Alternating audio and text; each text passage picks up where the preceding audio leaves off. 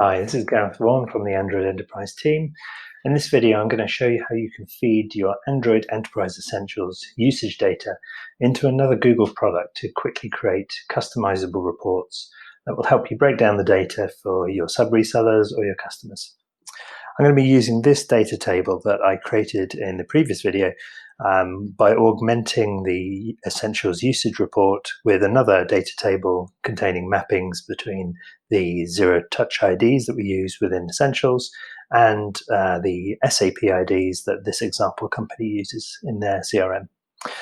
We also incorporated the company names, which just makes it easier for the users to see which sub-reseller the data corresponds to.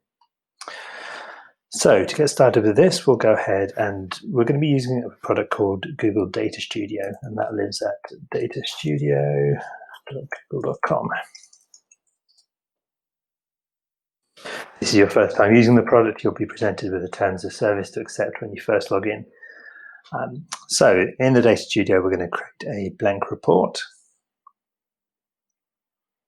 And then we'll be prompted for the source of our data. We're going to be using BigQuery, so we'll select that data connector.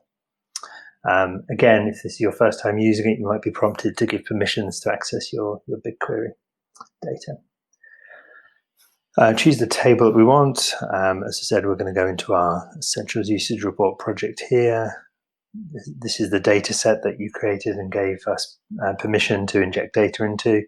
And then the table is this one that I created and just reference you to here. The Essentials Usage Report is the raw data that comes from Google. But as I say, we're going to use this augmented data table in this example. So we'll select the table and then click Add. Okay.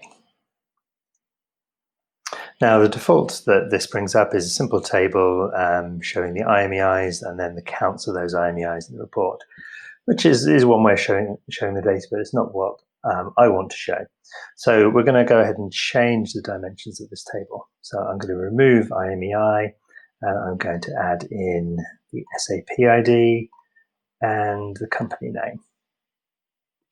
Okay, we can go ahead and expand that and change the width of the columns if we need to, but that looks okay for now. Now that gives a different view, but it's also showing us the record count, and that's not what I'm interested in here. So I'm going to remove that, and under metrics instead, I'm going to add cost.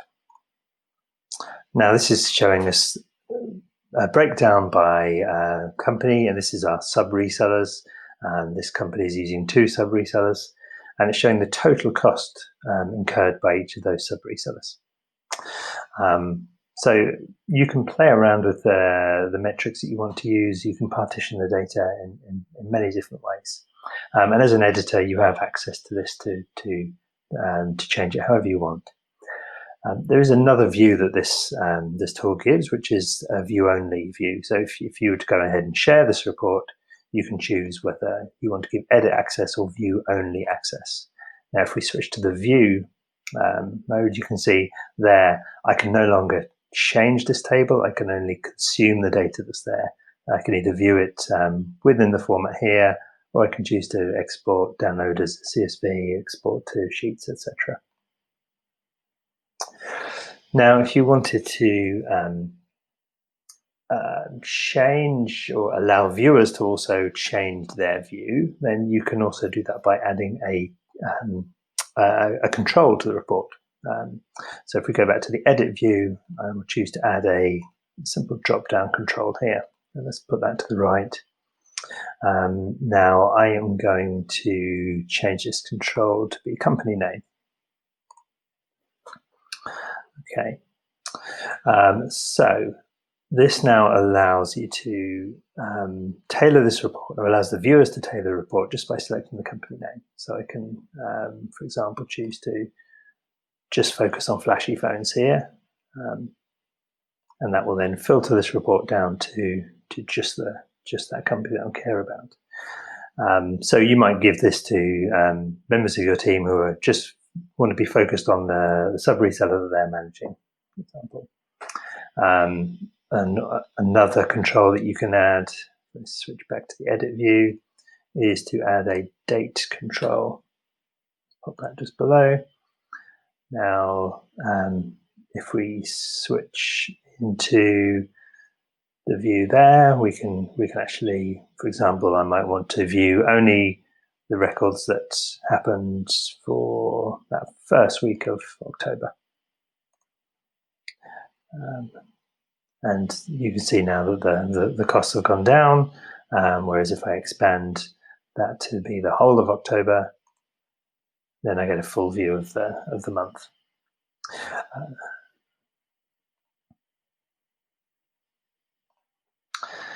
If I go back to edit, the other thing you could do here, for example, is whilst you can give access to these filters, you can also kind of hard code filters into this report. So you might use this, for example, if you wanted to give access to this data to a sub-reseller, but you don't want them to see the data for any other sub-resellers. So to do this, let's take a copy of this report. So we're going to create a customized version just for one reseller. We'll keep the data sources all the same.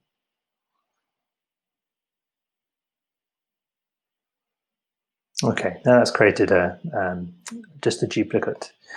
Now I'm going to go ahead and modify this duplicate by adding in a filter that I can apply as an editor, but the viewer won't be able to change. And so what I will do there is I will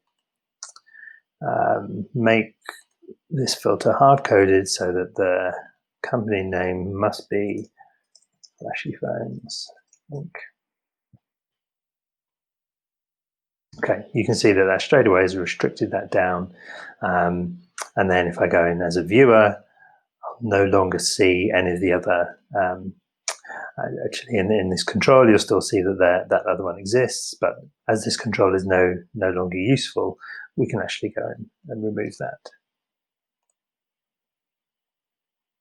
What might be useful in this report, though, is considering that everything is tied to Flashy Phones, we can actually go ahead and remove the dimensions there and add in, for example, a customer ID. And then potentially you might even want to add in another dimension, which would be details of the devices. This would give a useful report for the sub-reseller to be able to view their different customers, view their devices that they're using, and they could even apply a filter to be able to customize the report for their particular customer. So there's a lot of ways that you can set this up through the different ways of sharing. You can give access to editors, other people within your team that you want to be able to create these reports, or to viewers, people who you want to have restricted access to the data, but be able to interact with it and filter it just using the controls that you expose to them. So this is one way that we would recommend that you can make restricted or customized reports using the essentials usage data without having to manually produce those or manually update them. This tool will always use the latest data that's available in BigQuery. The user can refresh that data anytime they want to. So it's a great way of setting up reporting without requiring lots of ongoing operational effort.